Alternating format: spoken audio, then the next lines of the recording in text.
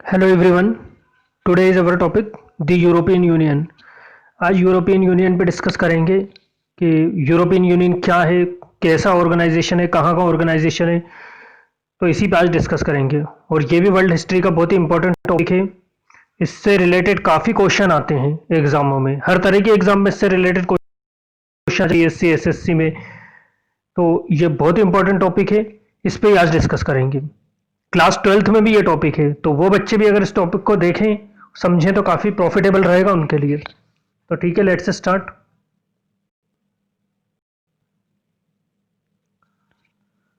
After Second World War, an atmosphere of unity started to form in Europe because all the European countries had seen the atmosphere arising of extreme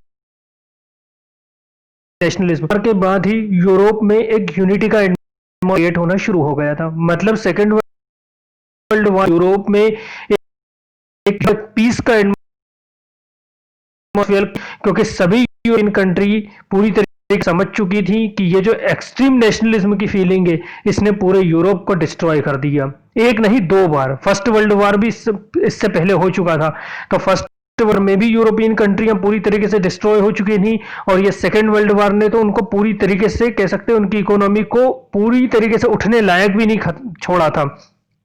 तो इस वक्त तक आते आते हर European country ये समझ चुकी थी कि इस तरह की ये जो एक्सट्रीम नेशनलिज्म की फीलिंग है इसको तो पूरी तरीके से एबोलिश ही करना चाहिए, एबोलिश ही हो जानी चाहिए। और हर कंट्री को अब एक पीस की तरफ आगे बढ़ना चाहिए और एक यूनिटी स्टेब्लिश करनी चाहिए, और हमको ज़्यादा से ज़्यादा ट्रेड पे ध्यान देना चाहिए और हमारी इकोनॉमी को, कह सकते हैं, आगे बढ़ाना चाहिए।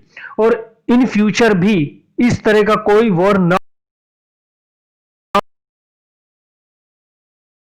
हो।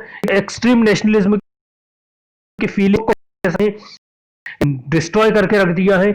इस फीलिंग को पूरी तरीके से कर दो, एबोलिश कर दो, एक पीस क्रिएट करो, ताकि इस तरह से कोई दूसरा वॉर ना हो। Earlier it was a hypothesis only. लेकिन यहाँ पे एक चीज ध्यान देना, ये शुरुआत में सिर्फ एक परिकल्पना थी। शुरुआत में इनने सिर्फ एक इमेजिन किया था कि हाँ, हम एक एटमॉस्फेयर यूनिटी का क्रिएट करेंगे, पीस का एक एटमॉस्फेयर यूरोप में क्रिएट करेंगे। ये सिर्फ एक हाइपोथेसिस थी, मतलब सिर्फ एक थॉट थी, परिकल्पना थी। कोई भी कंट्री नहीं जानती थी कि इसको किस तरह से क्रिएट करना है, लेकिन इसकी स्टार्टिंग हो चुकी थी। 1948 में the European economic corporation was establish with the aim of help western European country.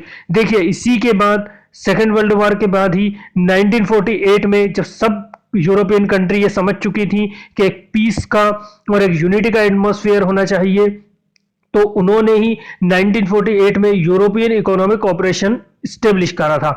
इसका एम ये था कि सारी वेस्टर्न यूरोपियन कंट्रियां जो सेकेंड वर्ल्ड वॉर में डिस्ट्रॉय हो चुकी हैं उनकी हेल्प करना, उनके ट्रेड को आगे बढ़ाना, उनकी इकोनॉमिक हेल्प करना। लेकिन यहाँ पे ये देखिए कि ये सिर्फ वेस्टर्न यूरोपियन कंट्रियों के लिए ही था, क्योंकि ईस्टर्न यूरोपियन कंट्रियों का लीडर कौन था? ईस्टर्न यूरोपियन कंट्री तो यूएसएसआर के पार्ट में आते थे, उनका लीडर तो यूएसएसआर था। और वेस्टर्न यूरोपियन कंट्रियों का लीडर कौन था? अमेरिका था। तो अमेरिका तो ज्यादा से ज्यादा कहीं ना कहीं यही चाह रहा था कि वो वेस्टर्न यूरोपियन कंट्रियों की इकोनॉमी को ग्रो करवाएगा, और वेस्टर्न यूरोपियन कंट्रियां जो सेकेंड वर्ल्ड वॉर में डिस्ट्रॉय हो चुकी हैं उनकी इकोनॉमी को ही पूरी तरीके से स्टेबल किया जाएगा, उनका ही रिकंस्ट्रक्शन और रीडेवलपमेंट किया जाएगा। तो इस तरह का एक यूरोपियन इकोनॉमिक ऑपरेशन था जिसमें बहुत सी यूरोपियन कंट्री थी, और यूएस के सपोर्ट से इन्होंने ये ऑपरेशन स्टेब्लिश किया, जिसका एम यही था कि वेस्टर्न यूरोपियन कंट्रियों की इकोनॉमिक हेल्प करना और एक दूसरे के साथ ज्यादा से ज्यादा, कह सकते हैं, ट्रेड करना। इसके बाद 1949 में यूरोपियन काउंसिल एक स्टेब्लिश कर दी थी, जिसमें इनके कहीं ना कहीं पॉलिटिकल जो मैटर थे वो भी एक जैसे होने की शुरुआत हो गई थी। यूरोपियन काउंसिल की एक शुरुआत थी ये, जिसमें कहीं ना कहीं इनके पॉलिटिकल अफेयर्स एक जैसे हो गए थे। मतलब अब इनके जो पॉलिटिकल मैटर थे, राजनीतिक मामले थे कि कैसा डिसीजन लेना है, क्या डिसीजन लेना है, तो ये जो पॉलिटिकल मामले हुआ करते थे ये सब एक जैसे होने की कहीं ना कहीं शुरुआत हुई थी। तो ये एक नेक्स्ट स्टेप थी इस, कह सकते हैं, ऑर्गेनाइजेशन को आगे बढ़ाने के लिए। इसके बाद 1951 में अब यहां से इसकी मेन स्टार्टिंग होती है कि अप्रैल में 6 वेस्टर्न यूरोपियन कंट्रियां France, West Germany, Italy, Belgium, Netherland, Luxembourg ने एक ट्रीटी साइन की थी पेरिस में, इस्टेब्लिश करने के लिए European coal and steel community. ये एक ट्रीटी थी जिसमें पूरी तरीके से यूरोप की जो कोल मतलब कोयला इंडस्ट्रीज और स्टील यानी कि आयरन इंडस्ट्रीज को एक कर दिया था, और उसमें माना था अब ये इंडस्ट्रीज अलग अलग नहीं, पहले ये अलग हुआ करती थी, सेपरेट हुआ करती थी, लेकिन 1951 में इन 6 कंट्रियों ने यूरोप की कोल और आयरन इंडस्ट्रीज को पूरी तरीके से एक कर दिया था। क्यों कर दिया था, यहां पे ध्यान देना कि देखिए फर्स्ट वर्ल्ड वॉर में भी जर्मनी ने फ्रांस पर अटैक करा था, और सेकेंड वर्ल्ड वॉर में भी जर्मनी ने फ्रांस पर अटैक कर दिया था। तो इस बार क्या था कि जर्मनी ने दोनों बार फ्रांस पर अटैक करा, तो नेक्स्ट टाइम जर्मनी फ्रांस पर अटैक ना करे और दोनों कंट्रियां ज्यादा से ज्यादा ट्रेड करें। इस कारण दोनों ही कंट्री की कोल और आयरन इंडस्ट्री को, मेन ये 2 कंट्री थी जिनकी कोल और आयरन इंडस्ट्रीज को एक किया था, क्योंकि जब इन दोनों इंडस्ट्रीज को एक कर दिया जाएगा तो इस इंडस्ट्रीज से फ्रांस को भी काफी ज्यादा प्रॉफिट होगा, जर्मनी को भी काफी ज्यादा प्रॉफिट होगा, दोनों का ट्रेड बढ़ेगा, और जिन कंट्रियों का ज्यादा से ज्यादा ट्रेड इंक्रीज होता है उनमें वॉर की पॉसिबिलिटीज उतनी ही कम हो जाती है। ट्रेड बढ़ाओ और वॉर की पॉसिबिलिटीज कम करो, ये एक तरह की पॉलिसी होती है। ये इंडिया चाइना में भी आपने देखा होगा कि हमारा ट्रेड अगर ज्यादा से ज्यादा है चाइना से तो वॉर की पॉसिबिलिटीज बहुत कम हो जाती हैं। यहां पे भी यही हुआ था कि फ्रांस और वेस्ट जर्मनी, या वेस्ट जर्मनी की बात कर रहे हैं, वेस्ट जर्मनी में एक ये हो गया था कि दोनों की कोल और आयरन इंडस्ट्रीज को एक कर दिया जाए। लेकिन कोल और आयरन इंडस्ट्रीज को एक क्यों किया गया, एक तो पीस एस्टेब्लिश करने के लिए और दोनों का बिजनेस बढ़ाने के लिए। दूसरी बात ये थी कि अगर ध्यान देखेंगे तो आयरन इंडस्ट्रीज के लिए कोल की बहुत ज्यादा नीड होती है। क्यों, क्योंकि देखिए आयरन आप जानते हैं कितना ज्यादा ठोस होता है, बहुत मजबूत होता है। तो आयरन से अगर हम किसी दूसरी चीज को बनाना होता है तो सबसे पहले आयरन को तो मेल्ट ही करना पड़ता है। मेल्ट यानी उसको पिघलाना पड़ता है। आयरन को, लोहे को पहले पिघलाते हैं, उसके बाद ही उसको अलग अलग तरह का शेप देते हैं और उससे नई चीज फॉर्म करते हैं, नई चीज बनाई जाती है। और आयरन को, लोहे को पिघलाने के लिए हजारों मीट्रिक टन कोयले की जरूरत पड़ती है, कोल्स की जरूरत पड़ती है। हजारों मीट्रिक टन कोयला जलाया जाता है और उससे जो हीट बनती है उसी से लोहे को पिघलाया जाता है, आयरन को मेल्ट किया जाता है और उसके बाद फिर उसको पूरी तरह से अलग अलग शेप दिया जाता है और आयरन से नई नई चीजें फॉर्म की जाती, बनाई जाती हैं। तो इसीलिए आयरन इंडस्ट्रीज के लिए कोयले की इंपॉर्टेंस बहुत ज्यादा है और इसलिए इन दोनों इंडस्ट्रीज को मिक्स कर दिया गया ताकि ये दोनों इंडस्ट्रीज ग्रो करें और इनसे सभी कंट्रियों का प्रॉफिट हो और वॉर की पॉसिबिलिटीज कम हो जाए। लेकिन ये स्टार्टिंग में सिर्फ एक छोटा सा ऑर्गेनाइजेशन था, अभी हम इसको यहाँ पे यूरोपियन यूनियन नहीं कहेंगे, तो ये शुरुआत थी। इसको इन शॉर्ट में ECSC भी कहते हैं, European coal and steel community. इसके बाद देखते हैं क्या हुआ 1957 में। इसके बाद ही मार्च में 25 मार्च 1957 को these 6 countries sign the treaty Rome. इन्हीं 6 कंट्रियों ने, इन्हीं 6 कंट्रियों ने जो पेरिस की ट्रीटी साइन की थी, इन्होंने ही एक रोम की ट्रीटी साइन करी थी। तो ये रोम की ट्रीटी क्यों साइन करी थी, ये थी यूरोपियन इकोनॉमिक कम्युनिटी। इसमें एक यूरोपियन इकोनॉमिक कम्युनिटी स्टेब्लिश की थी और दूसरी बात European atomic energy community establish की थी। तो ये यूरोपियन इकोनॉमिक कम्युनिटी क्या थी, देखिए इसमें यह डिसाइड हुआ था रोम की ट्रीटी में इन्हीं 6 कंट्रियों ने कि अब यही 6 कंट्री जो है अगर ये आपस में किसी तरह का इंपोर्ट एक्सपोर्ट करती हैं, किसी तरह का बिजनेस करते हैं, किसी तरह का ट्रेड करते हैं, ये 6 कंट्री ही, तो ये आपस में किसी तरह का कोई टैक्स नहीं लेंगे। मतलब फ्री टैक्स मार्केट हो गया ये, क्या फ्री टैक्स ट्रेड। कि अगर हम 6 कंट्रियां जो अभी तक इस ऑर्गेनाइजेशन का मेंबर हैं, अगर आपस में कोई बिजनेस करेंगे तो हम आपस में किसी तरह का कोई टैक्स नहीं लेंगे और हमारी कंट्री के मेंबर कहीं पर भी जा सकेंगे, कहीं पर भी आ सकेंगे और कहीं भी वर्क कर सकेंगे। तो यहां पे ये डिसाइड हुआ था। और लेकिन अभी तक इनमें ओनली 6 कंट्री हैं। तो ये जो ट्रीटी थी इन्हीं 6 कंट्रियों के बीच में हुई थी कि हम आपस में अगर ट्रेड करेंगे तो कोई टैक्स नहीं लेंगे। दूसरी बात, हमारी कंट्री के मेंबर इन्हीं 6 कंट्रियों में कहीं भी घूम फिर सकेंगे, कहीं भी वर्क कर सकेंगे। लेकिन हाँ, यहां ये भी डिसाइड हुआ था कि अगर इन फ्यूचर कोई नई कंट्री हमारी मेंबरशिप को एक्सेप्ट करती है तो उसको भी ये प्रॉफिट, उसको भी ये फायदा दिया जाएगा कि उससे भी कोई टैक्स नहीं लिया जाएगा और उसका जो पब्लिक रहेगी, उसके जो सिटीजन रहेंगे वो भी हमारे यहाँ आ सकेंगे। तो ये थी। दूसरी थी यूरोपियन एटॉमिक एनर्जी कम्युनिटी। तो यूरोटॉम कहा जाता था इसको। ये क्या थी, देखिए ये ट्रीटी थी ये यहां पे ये डिसाइड हुआ था कि इन 6 कंट्रियों की जो न्यूक्लियर पॉलिसी होती है वो एक जैसी रहेगी, यानी परमाणु ऊर्जा नीति, न्यूक्लियर एनर्जी पॉलिसी हमारी एक जैसी रहेगी। लेकिन यहां ये भी डिसाइड हुआ था कि हम हमारी न्यूक्लियर एनर्जी पॉलिसी को किसी भी तरीके से न्यूक्लियर बम बनाने में इन्वेस्ट नहीं करेंगे, हम ओनली पीस के लिए वर्क करेंगे। जनरली जैसे इलेक्ट्रिसिटी है, बड़ी बड़ी फैक्ट्रियों को रन करना है, नए नए इनोवेशन के लिए हम न्यूक्लियर एनर्जी का यूज करेंगे, ना कि किसी तरह के न्यूक्लियर बम बनाने के लिए। तो ये न्यूक्लियर एटॉमिक एनर्जी जो पॉलिसी थी यही थी कि हमारी सबकी, किसकी, ये 6 कंट्रियों की जो अभी तक इसमें मेंबर है, उनकी न्यूक्लियर एनर्जी पॉलिसी एक जैसी रहेगी, ना कि अलग अलग, और ओनली पीसफुली वर्क के लिए हम उसका काम करेंगे। नेक्स्ट था, फिर इसके बाद 1967 में ही यूरोपियन कम्युनिटी वाज फॉर्म। 1967 में क्या हुआ था, ये यूरोपियन इकोनॉमिक कम्युनिटी और यूरोपियन एटॉमिक एनर्जी कम्युनिटी, इन दोनों ट्रीटियों को, इन दोनों को ऐड कर दिया था और 1967 में यूरोपियन कम्युनिटी वाज फॉर्म करी थी। मतलब अब इस ऑर्गेनाइजेशन को हम यूरोपियन कम्युनिटी कह सकते हैं। देखा जाए तो अब इसका एक नाम दे दिया था कि जो ये यूरोपियन कम्युनिटी है। मतलब अगर नेक्स्ट कोई भी कंट्री इसमें ज्वाइन होती है तो वो भी यूरोपियन कम्युनिटी का पार्ट ही कहलाएगी। तो अभी हम इसको यूरोपियन यूनियन नहीं कहेंगे, अभी हम इसको यूरोपियन कम्युनिटी कहेंगे। ठीक है, तो 1967 में इसको यूरोपियन कम्युनिटी बना दिया गया था। EEC, European economic corporation, European economic community और यूरोपियन एटॉमिक एनर्जी कह सकते हैं कम्युनिटी को मिक्स कर कर। इन 1973 जनवरी में Denmark, Ireland and United kingdom ने भी इसकी कम्युनिटी को ज्वाइन कर लिया था, यूनाइटेड कम्युनिटी को। जैसे जैसे अलग अलग कंट्री को इस European union community, European community के पॉलिसियां अच्छी लग रही थी और इनकी नीतियां इनको सेटिस्फाइड कर पा रही थी, तो वैसे वैसे अलग अलग कंट्रियां इस यूरोपियन कम्युनिटी के मेंबरशिप को ज्वाइन कर रही थी। तो 1973 में डेनमार्क ने ज्वाइन करा, आयरलैंड ने ज्वाइन करा और यूनाइटेड किंगडम यानी कि ब्रिटेन ने इसकी मेंबरशिप को ज्वाइन कर लिया था।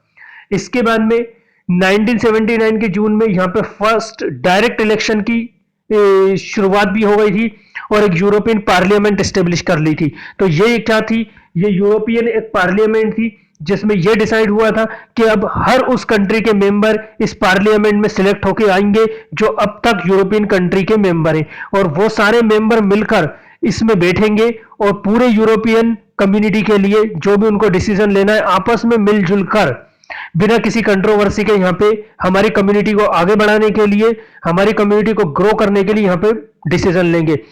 ये काफी हद तक जैसे कि इंडिया की पार्लियामेंट होती है जिसमें अलग अलग जगह से रिप्रेजेंटेटिव जाते हैं और इंडिया के लिए नए नए लॉ एंड ऑर्डर बनाते हैं, वहां पे नई नई पॉलिसी साइन होती हैं। उसी तरह से यहाँ पे भी ये हुआ था कि ये एक पार्लियामेंट थी जिसमें जो भी अभी यूरोपियन कम्युनिटी की मेंबर कंट्री थी उनके मेंबर वहां पे इलेक्ट होके जाते थे और वहां पे कह सकते हैं अलग अलग decision, law and order follow किए जाते थे। यहाँ पे आप देख सकते हैं कि एक फ्लैग बना हुआ है, वो यूरोपियन यूनियन का फ्लैग है। वहां पे ये समझ लीजिए अभी जब ये पार्लियामेंट एस्टेब्लिश की गई थी ना 1979 में, तब यूरोपियन यूनियन का कोई फ्लैग नहीं था। ये यूरोपियन यूनियन का फ्लैग बाद में फॉर्म हुआ था, वो मैं आपको आगे बताऊंगा कि कब फॉर्म हुआ था, तो उस पर ध्यान मत देना। ये देखना कि 1979 में जब ये पार्लियामेंट एस्टेब्लिश की गई थी तब यूरोपियन यूनियन का खुद का कोई फ्लैग नहीं हुआ करता था, खुद का कोई झंडा नहीं था, वो बाद में आया था। तो ये पार्लियामेंट थी जिसमें हर कंट्री के मेंबर जाया करते थे और अपने कह सकते हैं इंटरेस्ट के लिए जो भी यूरोपियन यूनियन की पॉलिसी होती थी उन पे आपस में डिस्कस करके पीसफुली डिसीजन लिया करते थे। इसके बाद में 1981 में ग्रीस ने भी इसको ज्वाइन कर लिया था यूरोपियन कम्युनिटी को। देखिए 1981 में ग्रीस इसको ज्वाइन कर रहा, उस समय स्पेन और पुर्तगाल भी इसको ज्वाइन करना चाहते थे लेकिन किसी रीजन से वो इसको ज्वाइन नहीं कर पाए थे, तो ग्रीस ने इसको फाइनली ज्वाइन कर लिया। यहां इसका सिर्फ एक डेवलपमेंट की सीरीज है, यूरोपियन यूनियन ने किस तरीके से वर्क किया और किस तरीके से वो उसकी डेवलपमेंट का कह सकते हैं सीरीज आगे बढ़ी है और यूरोपियन कम्युनिटी से वो यूरोपियन यूनियन बना है, तो इसी के बारे में हम डिस्कस कर रहे हैं। तो 1981 में जनवरी में ग्रीस ने भी इसकी मेंबरशिप ले ली थी यूरोपियन कम्युनिटी की। ठीक है, स्पेन और पुर्तगाल नहीं ले पाए थे। फिर इसमें और ज्यादा रिफॉर्म्स करते हुए 1985 के जून में एक शेंजेंग एग्रीमेंट हो गया था। अब ये शेंजेंग एग्रीमेंट क्या था?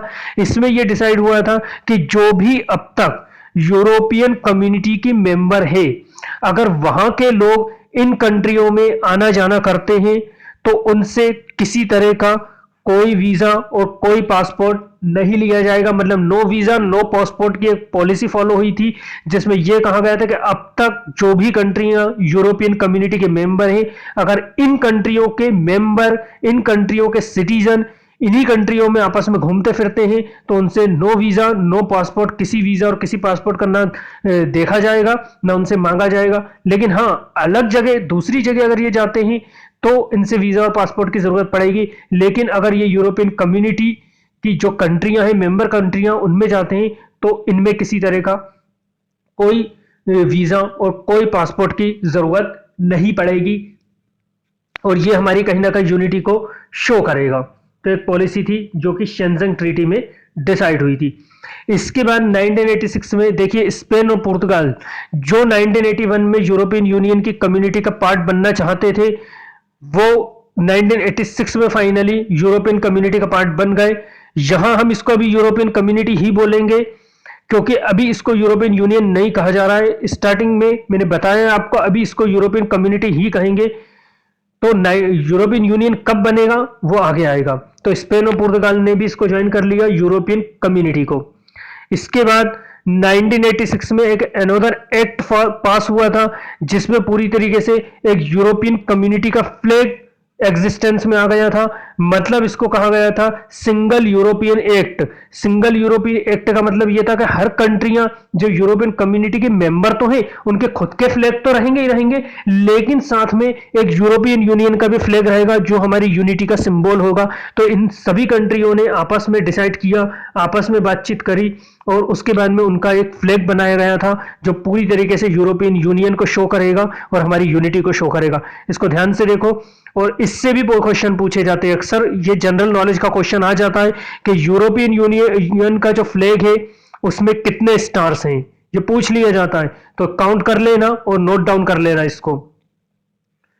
तो ये इनका फ्लैग था जो इनकी यूनिटी का एक सिंबल था। हर कंट्री का अपना एक फ्लैग तो होता था, जब वो पार्लियामेंट में बैठते थे तो उनका खुद का एक फ्लैग तो होता था, लेकिन उन सबसे ऊपर यूरोपियन यूनियन का फ्लैग लगाया जाता था, ताकि ये पूरी एक यूरोप की कम्युनिटी को शो करेगा, हमारी यूनिटी को सिंबल है ये। नेक्स्ट 1987 में यूरोपियन इकोनॉमिक यूनिफिकेशन एक एक्ट बना था। अब ये क्या था? इसमें यह था कि अभी तक अलग अलग कंट्रियों की इकोनॉमिक ग्रोथ अलग अलग थी, लेकिन 1987 में यह माना गया था कि अब अगर किसी कंट्री की इकोनॉमिक ग्रोथ नहीं हो रही है तो वो रिस्पॉन्सिबिलिटी पूरी तरीके से यूरोपियन कम्युनिटी की रहेगी कि उसकी इकोनॉमी को कैसे ग्रो करना है। पहले यह होता था कि अगर अलग अलग कंट्री की अलग अलग इकोनॉमी डाउन होती थी और ग्रो होती थी, जैसे ब्रिटेन की इकोनॉमी अगर डाउन हो रही है तो यह नहीं माना जाता था कि यूरोपियन कम्युनिटी की इकोनॉमी डाउन हो रही है, या ब्रिटेन की इकोनॉमी ग्रो कर रही है या बाकी कंट्रियों की इकोनॉमी डाउन हो रही है तो ये नहीं माना जाएगा कि भाई यूरोपियन यूनियन की इकोनॉमी ग्रो कर रही है, यूरोपियन यूनियन की इकोनॉमी डाउन हो रही है। लेकिन यहां से ये हो गया था कि हर कंट्री की इकोनॉमी को भी यूनिफाइड कर दिया था कि अगर किसी कंट्री की इकोनॉमी डाउन हो रही है तो पूरी तरीके से यहां पे ये था कि यूरोपियन कम्युनिटी का ही ये पूरी रिस्पॉन्सिबिलिटी रहेगी कि किस तरीके से उस कंट्री की इकोनॉमी को ग्रो करने के लिए, आगे बढ़ाने के लिए वर्क करे। हमारी सबकी इकोनॉमी भी ग्रो हो गई, अब इसकी रिस्पॉन्सिबिलिटी सभी कंट्रियों पर आ चुकी थी और सभी कंट्रियों का यह था कि ज्यादा से ज्यादा इकोनॉमी को ग्रो करवाया जाए। और अगर इसमें किसी कंट्री की इकोनॉमी ग्रो नहीं होती थी तो यही माना जाता था कि भैया यूरोपियन कम्युनिटी की इकोनॉमी ग्रो नहीं हो रही है और उसको ग्रो करने के लिए ही हमको आगे पॉलिसियां लाना है। तो कर दिया था और उसको ओनली वन में काउंट करने लगे थे कि या तो यूरोपियन कम्युनिटी की इकोनॉमी ग्रो कर रही है या यूरोपियन कम्युनिटी की इकोनॉमी डाउन हो रही है। अब यहां पे किसी एक कंट्री की इकोनॉमी डाउन और हाई होने से कोई फर्क नहीं पड़ रहा था। इसी के बाद सभी कंट्रियों ने आपस में 1992 को एक यूरोपियन सेंट्रल बैंक जर्मनी में एस्टेब्लिश कर लिया था। इस यूरोपियन सेंट्रल बैंक का क्या वर्क था? देखिए, इस बैंक में सारी जितनी भी यूरोपियन कम्युनिटी के मेंबर कंट्रियां थी वो हजारों बिलियन यूरो का फंड दिया करते थे, मतलब पैसा इन्वेस्ट करते थे, और इस पैसे का यूज वो अपनी इकोनॉमी को ग्रो करने में करते थे, और ज्यादा से ज्यादा कह सकते हैं अपनी करेंसी को स्टेबल करने में, और पॉवर्टी ना हो, गरीबी ना हो, इनकम इनक्वलिटी ना हो हमारी में, मेंबर देशों में। और अगर मान लीजिए किसी कंट्री के, यूरोपियन कम्युनिटी के किसी देश में, किसी कंट्री की इकोनॉमी पूरी तरीके से गिर रही है, वहां पे गरीबी ज्यादा है, वहां पे बेरोजगारी ज्यादा है, तो ये बैंक, हालांकि पैसा देने का प्रॉमिस तो नहीं होता था इसमें, लेकिन फिर भी ये बैंक का काम ये था कि उन कंट्रियों को पैसा दे, फंड दे, ताकि उनकी इकोनॉमी भी ग्रो हो और माना जाए कि हाँ यूरोपियन यूनियन की इकोनॉमी भी ग्रो हो रही है। मतलब कह सकते हैं कि अगर यूरोपियन कम्युनिटी के किसी एक कंट्री की इकोनॉमी ग्रो नहीं होती थी, तो ये बैंक उनकी इकोनॉमी को और उनकी कंडीशन को सुधारने के लिए, कह सकते हैं रिफॉर्म्स लाने के लिए वहां पे इन्वेस्ट करता था। इसी तरह से ग्रीस की कंडीशन जब बहुत ज्यादा खराब हो गई थी, तो इस बैंक ने ही उनको पैसा दिया था, और इस बैंक में सारी यूरोपियन कम्युनिटी जो थी के मेंबर कंट्रियां थी वो पैसा दिया करते थे, ताकि इमरजेंसी में ही ये पैसे का यूज कर सकें। तो इस तरह का बैंक था, ताकि सारी कंट्रियों की इकोनॉमी को एक कह सकते हैं अप डाउन ना होने दे, एक उनमें कह सकते हैं लेवल बैलेंस बना के चले, और ज्यादा अनएम्प्लॉयमेंट ना हो, ज्यादा गरीबी ना हो, और ज्यादा से ज्यादा हमारी करेंसी भी स्टेबल रहे, और हमारा ट्रेड बढ़ता रहे, हमारी इकोनॉमी ग्रो करती रहे। और अगर नहीं करेगी तो ये बैंक उसमें फिर हेल्प करेगा, फंड वगैरह देना, पैसा वगैरह देना। फिर इसके बाद में 1992 को ये सेंट्रल बैंक एस्टेब्लिश कर लिया था। इसके बाद में 1990 में यूनिफिकेशन हो गया था जर्मनी का। देखिए कोल्ड वॉर वाले में हम ये पढ़ चुके हैं, रीड कर लिया था कि जर्मनी का यूनिफिकेशन हुआ था। तो देखिए अब तक जो वेस्टर्न जर्मनी था वही यूरोपियन कम्युनिटी का पार्ट था, ईस्टर्न जर्मनी नहीं था। लेकिन जैसे ही 1990 में यूनिफिकेशन हो गया था जर्मनी का, ठीक उसके बाद जर्मनी ने भी यूरोपियन यूनियन की मेंबरशिप, या यूरोपियन कम्युनिटी की अभी हम बोलेंगे मेंबरशिप, एक्सेप्ट कर ली थी, क्योंकि जर्मनी भी ये चाहता था कि अब हम भी यूरोपियन कम्युनिटी का पार्ट बन जाएं और हमारी इकोनॉमी भी उसके सपोर्ट से ग्रो करें। तो जर्मनी ने फाइनली 1990 में यूनिफिकेशन के बाद यूरोपियन कम्युनिटी की मेंबरशिप एक्सेप्ट कर ली। इसके बाद 1992 फरवरी 7 फरवरी 1992 को एक मैस्ट्रिच की ट्रीटी हुई थी, जिसमें अब देखिए यहां पे अभी तक यूरोपियन कम्युनिटी थी, लेकिन अब इस यूरोपियन कम्युनिटी का नाम चेंज करके यूरोपियन यूनियन कर दिया था। अब हम यहां पे इसको यूरोपियन यूनियन बोलेंगे 1992 के बाद में। 7 फरवरी 1992 के बाद ये यूरोपियन यूनियन हो गया था, इसके पहले ये यूरोपियन कम्युनिटी था। तो यहां पे इसका नाम चेंज हो गया था, यहां से इसको यूरोपियन यूनियन कहा जाने लगा था, और इसमें यह भी डिसाइड हो गया था कि जो यूरोपियन कम्युनिटी है वो अब ऑफिशियली यूरोपियन यूनियन की कम्युनिटी बन गई थी। मतलब पहले जो यूरोपियन यूनियन के जो मेंबर थे, जो भी यूरोपियन यूनियन में जो भी कंट्री उनकी मेंबर थी, उनकी जो कम्युनिटी थी, उनके सिटीजन को यह नहीं कहा जाता था कि वो यूरोपियन यूनियन के सिटीजन है। लेकिन अब यहां पे यह डिसाइड हो गया था कि वो सारे सिटीजन जो यूरोपियन यूनियन में जिन कंट्रियों ने मेंबरशिप ले ली, उन सारी कंट्रियों के मेंबर यूरोपियन यूनियन की कम्युनिटी ही मानी जाएगी। मतलब अब अगर आप किसी एक कंट्री के, यूरोपियन यूनियन की किसी एक कंट्री के मेंबर को परेशान करते हैं या उन पे किसी तरह का अटैक करेंगे, तो वो ये माना जाएगा कि किसी एक यूरोपियन कंट्री पे आपने अटैक नहीं करा, वो ये माना जाएगा कि आपने पूरी तरीके से यूरोपियन यूनियन पे फिंगर आउट कर दिए। तो ये बहुत बड़ा स्टेप था जिसमें इन्होंने पूरे यूरोपियन यूनियन की कम्युनिटी थी उसको एक कर दिया था, और ऑफिशियली ये डिक्लेरेशन करा था कि पूरे यूरोप में जो भी यूरोपियन यूनियन में कंट्रियां मेंबरशिप ली है, मेंबर हैं, उनकी पूरी कम्युनिटी यूरोपियन यूनियन की कम्युनिटी बन चुकी है। अब अगर कहीं भी किसी को कोई परेशानी होगी तो यह माना जाएगा कि यूरोपियन यूनियन के सिटीजन को ही प्रॉब्लम है और उसकी परेशानी दूर की जाए।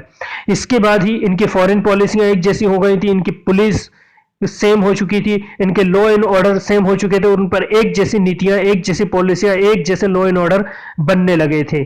अब अगर यूरोप में कोई एक क्रिमिनल क्राइम करके किसी दूसरी जगह भाग जाता था, तो अब उसको पकड़ने के लिए इन सबकी पुलिस, मिलीजुली पुलिस थी, वो जाया करती थी।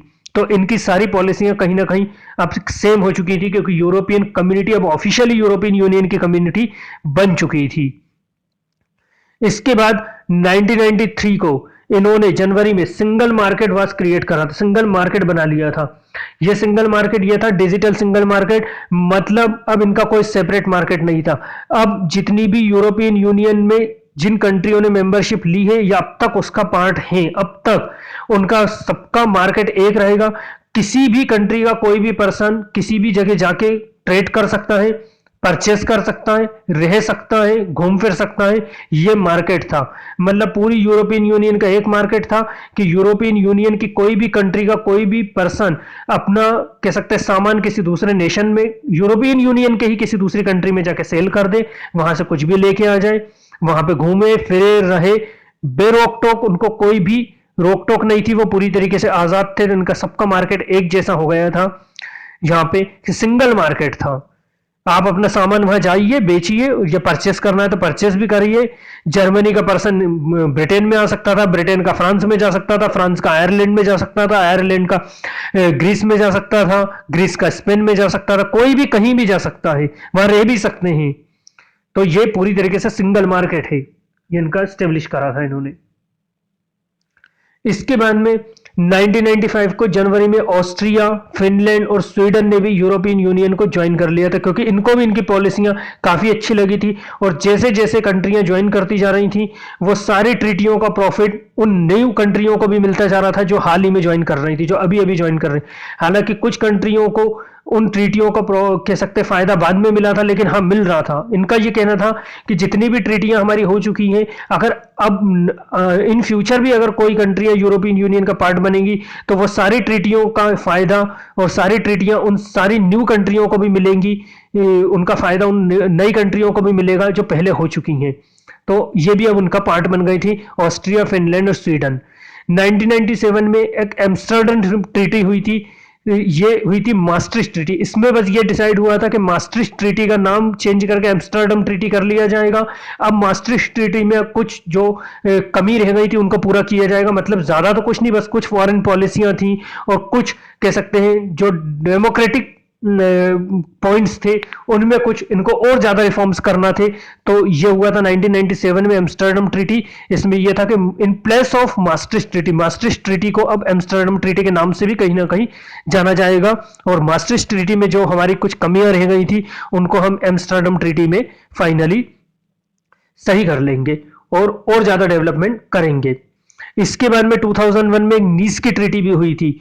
नीस की ट्रीटी में यह था कि ज्यादा से ज्यादा हमारे यूरोपियन यूनियन का डेवलपमेंट करना, ताकि और उसका विस्तार करना, ताकि नई नई कंट्रियां यूरोपियन यूनियन की मेंबरशिप ले लें। और ये ज्यादा से ज्यादा जो था पूर्वी यूरोप के लिए था, क्योंकि अब तक कहीं ना कहीं यूएसएसआर का जो डिसोल्वेशन हो गया था और जो ईस्टर्न ब्लॉक था वो आजाद था। तो इस तरह की कोशिश कर रहे थे कि ज्यादा से ज्यादा ईस्टर्न जो ब्लॉक की कंट्रियां हैं वो भी यूरोपियन यूनियन की मेंबरशिप ले, ताकि और ये यूरोपियन यूनियन ग्रो करे। इसके बाद 2002 में जनवरी यूरो एक न्यू करेंसी इन्होंने इंट्रोड्यूस कर दी थी। स्टार्टिंग में ये 12 यूरोपियन यूनियन ने इस यूरो करेंसी को एक्सेप्ट करा था, क्योंकि अब तक जो ट्रेड होता था वो अलग अलग करेंसियों में हुआ करता था। लेकिन अब ये डिसाइड हो गया था कि हमारे बीच जो भी ट्रेड होगा वो सिर्फ यूरो में होगा, किसी भी तरह से डॉलर में नहीं होगा या अदर करेंसी में नहीं होगा। हम अगर यूरोपियन यूनियन की जो कंट्रियां हैं, जो मेंबर कंट्रियां हैं, वो आपस में अगर कोई ट्रेड करेंगे तो वो सिर्फ यूरो में करेंगे, यूरो में ही उनका ट्रेड होगा। और अगर किसी दूसरी कंट्री को भी यूरोपियन यूनियन की किसी कंट्री से कोई ट्रेड करना है तो उनको भी अब अपने पास यूरो रखना पड़ेगा। तो ये यूरो काफी बढ़ती हुई करेंसी थी और एक डॉलर को बीट कर दिया था इस यूरो ने, कहीं ना कहीं बीट कर रही है आज, क्योंकि सारी यूरोपियन यूनियन से अगर आज हमको भी कोई चीज परचेस करना है तो वो यूरो में ही करना है, और उसके लिए हमारे पास यूरो होना चाहिए। तो ये यूरो पूरी तरीके से डॉलर को बीट कर रहा था और बढ़ती हुई करेंसी थी, जो डॉलर को कह सकते हैं मुकाबले बहुत तेजी से बढ़ रही है और डॉलर के लिए खतरा बन चुकी है। ये 2002 में 12 यूरोपियन यूनियन कंट्री ने उसको एक्सेप्ट करा था, लेकिन बाद में 19 कंट्री ने इसको एक्सेप्ट कर लिया था। 2004 के मई में 10 नए मेंबर बन गए थे। इसमें साइप्रस था, चेक रिपब्लिक था, एस्टोनिया था, हंगरी था, लातविया था, लिथुआनिया था, माल्टा था, Poland, Slovakia and Slovenia join the European union. तो 2004 में 2004 में 10 नए मेंबर्स के कह सकते यूरोपियन यूनियन को ज्वाइन कर लिया था। नेक्स्ट था 2004 में एक अनदर ट्रीटी साइन हुई थी जिसमें यह डिसाइड हुआ था कि यूरोपियन यूनियन को वापस रीस्टेब्लिश किया जाएगा। इसमें यह डिसाइड हुआ था कि जो जितनी भी अब तक, इसमें यह था कि पहले बहुत सारी ट्रीटियां हो चुकी हैं, तो यह था कि उतनी सब ट्रीटियों को हटा देंगे और उनके लिए ओनली वन ट्रीटी या ओनली वन डाटा तैयार किया जाएगा। मतलब बहुत सी ट्रीटी हो चुकी हैं, उन सबको हटाएं, उन सबको हटा दिया जाए और उनके लिए कोई एकल दस्तावेज तैयार किया जाए, ओनली वन ट्रीटी।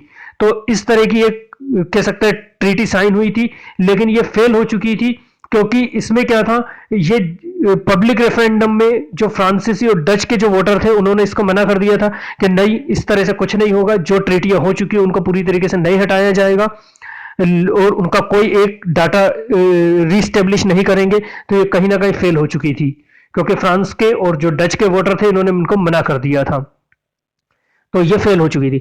2007 के जनवरी में बुल्गारिया और रोमानिया ने भी यूरोपियन यूनियन को ज्वाइन कर लिया था और जो स्लोवेनिया था उन्होंने अडॉप्ट कर लिया था यूरो को, यूरो करेंसी को। देखिए, जो यूरो करेंसी को स्लोवेनिया ने अडॉप्ट करा था, तो इसमें यह कोई जोर जबरदस्ती नहीं थी कि जो भी यूरोपियन यूनियन को ज्वाइन करेंगी कंट्रियां वो यूरो का अडॉप्ट करेंगे, वो यूरो में ही ट्रेड करेंगे। नहीं, इसमें यह था कि जिसको पसंद हो वो यूरो में ट्रेड करे और जिसको हो वो ट्रेड नहीं भी करे, लेकिन हाँ फिर भी वो यूरोपियन यूनियन का पार्ट बना रह सकता है, मेंबर बना रह सकता है, कोई जबरदस्ती नहीं है। इसलिए 27 मेंबर आज हैं यूरोपियन यूनियन के, लेकिन फिर भी ओनली 19 कंट्रियों ने ही यूरो में ट्रेड करने के लिए ट्रीटी कर रखी है और आगे जैसे जैसे नई नई कंट्रियां यूरो को एक्सेप्ट करेंगी वैसे वैसे उनको यूरो में ट्रेड करने की परमिशन भी मिलेगी, लेकिन जबरदस्ती नहीं है। तो स्लोवेनिया ने अडॉप्ट करा था यूरो को 2007 में। ऑन 13 दिसंबर 2007 में एक लिस्बन सेटलमेंट हुआ था। इस लिस्बन सेटलमेंट में यह था कि देखिए, पहले 2004 में मैंने अभी आपको बताया कि ट्रीटी हुई थी जिसमें यह था कि एकल दस्तावेज तैयार किया जाएगा पिछली पुरानी सारी ट्रीटियों को हटा के। तो ये जो लिस्बन ट्रीटी थी इसमें यह कहा गया था कि नहीं, पूरी तरीके से एकल दस्तावेज तैयार नहीं किया जाएगा, जो ट्रीटियां हैं बस उनमें हम कुछ रिफॉर्म्स कर सकते हैं, कुछ सुधार कर सकते हैं, कुछ नए अमेंडमेंट कर सकते हैं, लेकिन उनको हटाएंगे नहीं। तो हालांकि 2004 में इसको हटा दिया गया था, लेकिन इसके बाद 13 दिसंबर 2007 में इसमें सेटलमेंट भी हो गया था जिसमें यह कहा गया था कि पूरी तरीके से इन ट्रीटियों को हटाया नहीं जाएगा और उनमें कुछ चेंजेस कर सकते हैं, उनमें कुछ रिफॉर्म्स कर सकते हैं। और ये फाइनली 2009 में 1 दिसंबर 2009 को ये इफेक्टिव भी हो गया था कि हाँ, हम उनमें कुछ चेंजेस कर सकते हैं, लेकिन उनका कोई एकल दस्तावेज, एकल ट्रीटी नहीं बनाई जाएगी। इसके बाद ऑन 23 फरवरी 2016 को Britain quit the membership of European union, it effective 31 जनवरी 2020। 23 फरवरी 2016 को ब्रिटेन ने देखिए यूरोपियन यूनियन की मेंबरशिप को क्विट कर दिया था, हटा दिया था। तो क्यों हटा दिया था? देखिए, ब्रिटेन 2008 में जो था एक पूरी तरीके से पूरे वर्ल्ड की इकोनॉमी गिर चुकी थी। 2008 में माना जाता है कि एक टाइम आया था जिसमें पूरी दुनिया में मंदी हो गई थी, पूरी दुनिया में पूरी तरीके से इकोनॉमी हर कंट्री की गिर चुकी थी, शेयर मार्केट पूरा गिर चुका था। तो उसमें ब्रिटेन की भी बहुत कंडीशन खराब हो चुकी थी और ब्रिटेन को हर साल हजारों बिलियन जो यूरो होता था वो यूरोपियन यूनियन में देना पड़ता था। और दूसरी बात यह था कि यहां पे किसी तरह का कोई बॉर्डर इशू नहीं था, किसी भी कंट्री का कोई भी मेंबर दूसरी कंट्री में जाकर रह सकता था, वहां जॉब कर सकता था, वहां बिजनेस कर सकता था। तो ब्रिटेन के लोगों का यह कहना था कि अदर कंट्रियों के लोग यहां पे आ गए हैं, हमारे ब्रिटेन में जॉब कर रहे हैं, जिनके कारण जो मेन ब्रिटेन के जो सिटीजन हैं उनको जॉब नहीं मिल रही और उनकी गरीबी और उनकी इकोनॉमिक कंडीशन धीरे धीरे और बुरी होती जा रही है। और यह कि जो ब्रिटेन हर साल यूरोपियन यूनियन में हजारों बिलियन यूरो जो दे रहे हैं, इसके कारण भी ब्रिटेन की इकोनॉमी गिर रही है, जबकि उस पैसे का यूज हमको हमारी कंट्री के लिए करना चाहिए। और ये जो अलग अलग कंट्री के लोग जो यहाँ पे आके बिजनेस करने लगे, इनको सबको यहाँ से हटा देना चाहिए ताकि हम लोगों को यहाँ पे जॉब मिले, जॉब अपॉर्चुनिटियां मिले। तो इस तरह की एक कंट्रोवर्सी हो गई थी। तो वहां के नए जो डेविड कैमरन थे प्राइम मिनिस्टर, उन्होंने इलेक्शन इस बेस पे फाइट किया था कि अगर मैं यहाँ पे फाइट कर इलेक्शन जीत जाता हूं तो मैं एक पब्लिक रेफरेंडम करवाऊंगा कि ब्रिटेन के लोग यूरोपियन यूनियन के साथ रहना चाहते हैं या नहीं। और फिर वो जीत के आए थे और फाइनली उन्होंने 23 फरवरी को एक रेफरेंडम की डिक्लेरेशन करा था और 20 फरवरी को एक डिक्लेरेशन करा था 2016 में और 23 फरवरी को इसका रिजल्ट भी आ गया था, जिसमें वहां के लोगों ने कहा था कि हाँ, हमको यूरोपियन यूनियन से पूरी तरीके से अलग होना है और हम यूरोपियन यूनियन के साथ नहीं रहना चाहते। तो ये फाइनली अलग हो चुका था, लेकिन लिस्बन की ट्रीटी में ये कहा गया था कि इस पूरी प्रोसेस को पूरा करने के लिए ब्रिटेन के पास 2 साल तक का टाइम है, 2 इयर्स तक का एक्स्ट्रा टाइम दिया था। तो फाइनली ये इफेक्टिव हुई थी, ये अभी 31 जनवरी 2020 में, और ये जब इफेक्टिव हुई तो वहां के लोगों ने पूरी तरीके से जश्न मनाए। आप देख सकते हैं कितने खुश हो रहे हैं, क्योंकि वो लोग बहुत परेशान थे। वहां पे एक रिवोल्ट भी हो रहा था कि अलग अलग कंट्री के लोग यहाँ पे आ गए हैं, क्योंकि कोई बॉर्डर इशू नहीं है, बहुत सी कंट्री के लोग, और उनको जॉब मिल रही है, उनको हमको राइट्स देने पड़ते हैं, उनको बिजनेस फैला रहे हैं। हम जो यहाँ के मेन सिटीजन हैं, हमारे लिए ना कोई राइट्स है, ना हमको कोई जॉब देने दिया जा रही है। तो अब यूरोपियन यूनियन से अलग हो चुके थे, तो अब इनको समझ में आ गया था अब तो जितनी भी पॉलिसियां रहेंगी वो हमारे लिए बनाई जाएंगी। तो काफी खुश हुए थे, वहां पे जश्न भी मनाया था। और इस वक्त ये एक नया कह सकते हैं, एक नया टाइम पीरियड शुरू होगा पूरी ब्रिटेन के लोगों के लिए, एक नई कह सकते हैं रोशनी की किरण लेके आएगा, इस तरह का माना गया था। और ये आर्टिकल 50 जो है ना, इसी में ये डिसाइड किया गया है कि अगर कोई कंट्री यूरोपियन यूनियन से अलग होना चाहती है तो उसको एक्स्ट्रा 2 इयर्स का टाइम दिया जाएगा डिसाइड करने के लिए कि वो अलग होना चाहते हैं या नहीं। क्योंकि ब्रिटेन में भी उस समय कुछ में लोग ऐसे थे जो कहते थे नहीं, हमें यूरोपियन यूनियन के साथ रहना है, हमारा मार्केट ग्रो करेगा, और कुछ कहते थे कि नहीं, हमको अब यूरोपियन यूनियन के साथ नहीं रहना है। तो 2 साल का टाइम इसलिए दिया जाता है ताकि वो अच्छे से डिसाइड कर ले कि उनको रहना है या नहीं रहना। इसके बारे में व्हाट इज यूरोजोन, यूरोजोन क्या है? देखिए, ये यूरोजोन है जो जिन कंट्रियों ने यूरो को अपने ट्रेड के लिए और बिजनेस के लिए एक्सेप्ट कर लिया। तो टोटल 19 कंट्रियां हैं जिन्होंने यूरो को ऑफिशियली अपनी करेंसी डिक्लेयर कर दिया है और वो उसमें बिजनेस करते हैं। और उन कंट्रियों का यही काम रहता है कि किसी भी तरह की इनकम इक्वलिटी ना हो, बेरोजगारी ना हो, गरीबी ना हो, और हमारी करेंसी डॉलर को के अकॉर्डिंग किसी भी तरह से डाउन ना हो, एक स्टेबल बना के रखना है हमारी करेंसी को। हमारी जो फाइनेंशियल जो पॉलिसियां हैं वो एक जैसी रहेंगी, और कैसे भी करके हमारी करेंसी को आगे बढ़ाना है, हमारी इकोनॉमी को ग्रो करना है। तो यही यूरो जोन वही कहलाता है जो टोटल 19 कंट्रियों ने जो यूरो को एक्सेप्ट करा है, उनका एक यूरो जोन है। वो अपनी फाइनेंशियल पॉलिसी एक जैसी डिसाइड करते हैं, जिसमें वो यही रहता है कि हमारी करेंसी को किसी भी तरह से डाउन नहीं होने देना, ज्यादा से ज्यादा इकोनॉमी ग्रो करे, ज्यादा से ज्यादा हमारी कंट्रियों की डेवलपमेंट हो। मौद्रिक पॉलिसियां एक जैसी होंगी, फाइनेंशियल पॉलिसियां एक जैसी होंगी। इसके बाद कुछ नेक्स्ट देख लेते हैं। Total public of European union के 500 मिलियन है, मतलब 50 करोड़ लोग। अगर यूरोपियन यूनियन की हर कंट्री के अलग अलग पॉपुलेशन को एक कर दिया जाए तो माना जाता है टोटल यूरोपियन यूनियन की जो पॉपुलेशन हो जाएगी वो 50 करोड़ की हो जाएगी। 500 मिलियन यानी 50 करोड़ लोग, यानी बहुत बड़ा मार्केट कहीं ना कहीं ये भी है। टोटल डोमेस्टिक प्रोडक्शन का होता है 31% दुनिया में, यानी जीडीपी टोटल अगर देखा जाए तो जो डोमेस्टिक प्रोडक्शन पूरी दुनिया में जो प्रोडक्शन हो रहा है, पूरे वर्ल्ड में जो प्रोडक्शन हो रहा है, अगर वो देखें तो उसमें इनकी हिस्सेदारी कहीं ना कहीं पार्टिसिपेशन जो कंट्रीब्यूशन है वो 31% का कंट्रीब्यूशन है। मतलब पूरे वर्ल्ड में जो कह सकते हैं घरेलू उत्पाद जो प्रोडक्शन हो रहा है, मतलब जो भी चीजें बनाई जा रही हैं उसमें इनका कितना कह सकते हैं कंट्रीब्यूशन है, तो 31% है। About 21 NATO country also member of European union. देखिए 21 नेटो कंट्रियां तो यूरोपियन यूनियन का ही पार्ट हैं। जो 21 जो नेटो कंट्रियां हैं वो भी यूरोपियन नेटो के 28 मेंबर हैं, लेकिन उनमें से 21 जो कंट्रियां हैं वो यूरोपियन यूनियन का भी पार्ट है, क्योंकि यूरोपियन यूनियन की खुद की कोई आर्मी नहीं है, उनकी सिक्योरिटी भी ये नेटो ही करते हैं। कि अगर उन पे कभी कोई किसी भी तरह का अटैक होता है तो ये नेटो की कंट्रियां ही, सबकी मिलीजुली आर्मी उनकी सिक्योरिटी देखती हैं। और इसी कारण माना जाता है कि European union have second largest army of the world. European union के अगर सभी कंट्रियों की आर्मी को काउंट कर लिया जाए, हालांकि हर कंट्री के पास अपनी अपनी आर्मी है, ऐसा नहीं है नाटो कर रहा है। नाटो क्या है? नाटो भी तो वही है ना, अलग अलग कंट्रियों की आर्मी मिक्स हो गई और मिक्स होकर एक नाटो बना लिया उन्होंने। तो यूरोपियन यूनियन की अगर अलग अलग कंट्रियों के आर्मी को अगर काउंट कर लिया जाए तो सेकंड लार्जेस्ट आर्मी बन जाती है चाइना के बाद। यहां पे भी चाइना नंबर 1 पे आता है, सेकंड पे तो इंडिया आता है। लेकिन अगर यूरोपियन यूनियन की हर कंट्री की आर्मी को कैलकुलेट कर लिया जाए तब ये इंडिया को बीट करते हुए आगे निकल जाते हैं, अदरवाइज तो सेकंड पे इंडिया ही आ रहा है। तो ये सेकंड लार्जेस्ट आर्मी है, तो काफी पावरफुल ऑर्गेनाइजेशन है ये यूरोपियन यूनियन। इसके बाद में ये जो यूरोपियन यूनियन है इनका सेकंड लार्जेस्ट डिफेंस बजट है, मतलब अमेरिका के बाद जो डिफेंस बजट सबसे ज्यादा वो यूरोपियन यूनियन का है। उसमें भी अगर अलग अलग नहीं कर रहे हैं, हम पूरी यूरोपियन यूनियन का डिफेंस बजट देख रहे हैं, मतलब हर कंट्री का एक डिफेंस बजट है। अगर उन कंट्रियों के डिफेंस बजट का टोटल किया जाए तो वो यूएस से सेकंड नंबर पे आता है, यानी कि फिर भी वो यूएस को बीट नहीं कर पाते। तो अब आप यहां सोच सकते हैं कि यूएस का डिफेंस बजट कितना ज्यादा होगा, उसकी आर्मी कितनी पावरफुल होगी। तो ये सेकंड लार्जेस्ट डिफेंस बजट है।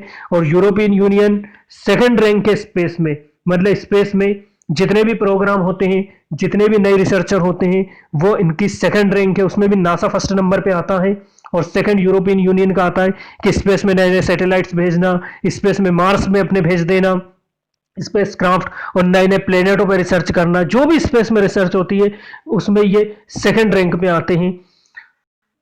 तो यूरोपियन यूनियन को 2012 में कह सकते हैं एक शांति का एक नोबेल प्राइज भी मिला है, क्योंकि ये सिर्फ ऐसा नहीं है, इनका मेन मकसद ही है कि पूरे विश्व में शांति बना के रखना, एक ट्रेड बढ़ाना, एक इकोनॉमी बढ़ाना। तो 2012 का यूरोपियन यूनियन को पीस का एक प्राइज भी मिला है। इसके बाद 2005 में दुनिया की सबसे बड़ी इकोनॉमी थी ये। 2005 में यूरोपियन यूनियन दुनिया की सबसे बड़ी इकोनॉमी थी, और ये जो है इनकी करेंसी डॉलर के लिए खतरा बन चुकी है। मैंने आपको बताया है, कहीं ना कहीं यूएस समझ रहा है कि इनकी करेंसी भी बढ़ती चली जा रही है, और अगर इस तरह से बढ़ती चली जाएगी तो डॉलर को कहीं ना कहीं बीट कर देगी। वर्ल्ड में ट्रेड में देखा जाए तो इनका पार्टिसिपेशन जो है वो यूएस से 3 गुना ज्यादा है। मतलब 3 गुना ज्यादा ट्रेड करना है वो यूएस से, मतलब यूएस को कहीं ना कहीं ट्रेड में वो बीट करना है। सिक्योरिटी काउंसिल के जो 2 मेंबर थे वो ब्रिटेन थे, फ्रांस थे। हालांकि ब्रिटेन अब जा चुका है, तो अब फ्रांस ही है।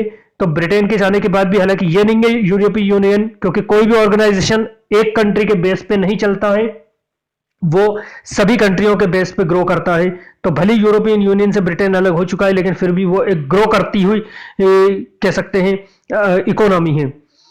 तो इसके बाद अगर देखें तो 750 billion euro corona package fund relief किया था, इन्होंने दिया था यूरोपियन यूनियन कंट्री के लिए। आप देख रहे हैं कि अभी कोरोना के कारण हर कंट्री की इकोनॉमी पूरी तरह से गिर रही है, यूरोपियन यूनियन की इकोनॉमी भी गिर रही है। तो मैंने बताया था कि यूरोपियन यूनियन का काम यह है कि जिन कंट्रियों की इकोनॉमी गिरती है उन कंट्रियों की इकोनॉमी को बढ़ाने के लिए, इंक्रीज करने के लिए कोई ना कोई पैकेज देते हैं, ताकि यह ना हो कि उन कंट्रियों की इकोनॉमी गिर जाए। क्योंकि अगर यूरोपियन यूनियन की कंट्रियों की इकोनॉमी गिर रही है तो यह नहीं माना जाता कि उन कंट्रियों की इकोनॉमी गिर रही है, वो यही माना जाता है कि पूरी तरह से यूरोपियन यूनियन की इकोनॉमी गिर रही है, और उनको इंक्रीज करने के लिए कुछ ना कुछ पॉलिसी बनाते हैं। इसी में इन्होंने 750 बिलियन की euro corona package European union की कंट्री के लिए भी लॉन्च किया है, ताकि जिन यूरोपियन कंट्रियों की इकोनॉमी पूरी तरीके से गिर चुकी है कोरोना के कारण, जहां फुली लॉकडाउन था, और वहां पे ये रिलीफ फंड जाएगा और वहां की इकोनॉमी को वापस ग्रो किया जाएगा। कोविड-19 फंड फॉर यूरोपियन यूनियन, तो अलग अलग पैकेज भी ये लॉन्च करते हैं। इसके बाद में यूरोपियन यूनियन का एडमिनिस्ट्रेशन क्या है, council of European union, European parliament, European commission, ये है। अब ये एक एक पे अपन मैं अलग वीडियो में डिस्कस करूंगा, अदरवाइज ये वीडियो बहुत लॉन्ग हो जाएगा। कि काउंसिल ऑफ यूरोपियन यूनियन क्या है, यूरोपियन पार्लियामेंट क्या है, यूरोपियन कमीशन क्या है, ये इनके डे बाय डे के वर्क करते हैं, और इन्हीं में सब डिसाइड होते हैं क्या वर्क करना है क्या नहीं करना। The relation between India and European union, थोड़ा सा यहाँ पे हम इंडिया और यूरोपियन यूनियन के रिलेशन देख लेते हैं। तो देखिए, इन शॉर्ट में तो मैं कहूँ तो यूरोपियन यूनियन के इंडिया से बहुत अच्छे रिलेशन है, और इन 1994 में एक सेटलमेंट हो गया था, उसके बाद ही हमारे यूरोपियन यूनियन के मेंबर नहीं है हम, लेकिन उनसे हमारा ट्रेड बहुत ज्यादा है। कहा जाए तो यूरोपियन यूनियन जो इंडिया का सबसे बड़ा रीजनल ट्रेड भागीदार है, पार्टनर है, मतलब सबसे बड़ा पार्टनर है ये। और 2016-17 में तो इसका नंबर 9वां नंबर आता था यूरोपियन यूनियन का, लेकिन आज देखा जाए तो ये सबसे बड़ा बिजनेस पार्टनर हो चुका है यूरोपियन यूनियन। आप समझ सकते हैं, अगर सबसे बड़ा बिजनेस पार्टनर हो गया, लार्जेस्ट बिजनेस पार्टनर हो चुका है यूरोपियन यूनियन इंडिया का, तो फिर हमारा उससे क्या रिलेशन रहेंगे। इसके बाद ट्रेड में, डिफेंस में, साइबर सिक्योरिटी में, आतंकवाद पे, क्लाइमेट चेंजिंग में, सारी पॉलिसियां इंडिया और यूरोपियन यूनियन की सेम होती हैं। इंडिया और यूरोपियन यूनियन की सारी पॉलिसी सेम होती है। मेन टेररिज्म को कम करना यूरोपियन यूनियन का भी काम है। दुनिया में टेररिज्म नहीं होना चाहिए, इंडिया भी यही कहता है। और यूरोपियन यूनियन ने खुद ने एक स्ट्रेटेजिक पेपर उनकी पार्लियामेंट में अभी हाल ही में दिए थे कि हमको इंडिया से और ज्यादा अच्छे रिलेशन करना है, और ज्यादा हमको उनसे ट्रेड बढ़ाना है, बिजनेस बढ़ाना है। तो उनकी पार्लियामेंट ने उस पर कुछ डिस्कस भी हुआ है। इसके बाद में अगर देखा जाए तो जो भी वर्ल्ड में चैलेंजेस होते हैं उनसे निपटने में यूरोपियन यूनियन और इंडिया के जो हाई लेवल की मीटिंग हर साल होती है और उसमें ये डिसाइड होता है कि हम किस तरह से यूरोपियन यूनियन के इंडिया से रिलेशन आगे बढ़ाएंगे, चाहे वो इकोनॉमिक कॉपरेशन हो या ट्रांसपोर्ट का हो या डिजिटल मार्केट का हो, सब में भारत और यूरोपियन यूनियन मिलकर काम कर रहे हैं और सिक्योरिटी में भी इनका कहीं ना कहीं काम सेम है। भारत इंडिया की बात करें तो इंडिया वर्ल्ड का सबसे लार्जेस्ट मार्केट है और यूरोपियन यूनियन अच्छी तरह से समझता है कि वहां जितनी भी प्रोडक्शन हो रहा है उनको सेल करने के लिए इंडिया एक बहुत बड़ा मार्केट है, क्योंकि इंडिया की पॉपुलेशन चाइना के बाद सेकंड नंबर पे आती है और जहां पॉपुलेशन ज्यादा होगी वहां कस्टमर भी ज्यादा होंगे। तो यूरोपियन यूनियन की कंट्रियों को अपना ज्यादा से ज्यादा कह सकते हैं जो सामान वहां बनता है उनको कहां सेल करेंगे वो जाके मार्केट में, तो मार्केट कहां है? इंडिया में, क्योंकि इंडिया की पॉपुलेशन सबसे ज्यादा और जहां की पॉपुलेशन सबसे ज्यादा वहां कस्टमर भी सबसे ज्यादा, तो वो भी इंडिया से बहुत अच्छे रिलेशन रखते हैं और बिजनेस बढ़ रहा है। इसको इस चीज से समझ सकते हैं कि भारत में यूरोपियन यूनियन के 6000 से ज्यादा कंपनियां हैं, इंडिया में यूरोपियन यूनियन की 6000 से ज्यादा कंपनियां हैं और उसमें 6 करोड़ से ज्यादा लोग आज रोजगार मिला हुआ है, 6 करोड़ से ज्यादा लोग जॉब कर रहे हैं उन कंपनियों में। तो अब आप यहां समझ जाइए कि यूरोपियन यूनियन से इंडिया के कितने डीपली रिलेशन होंगे।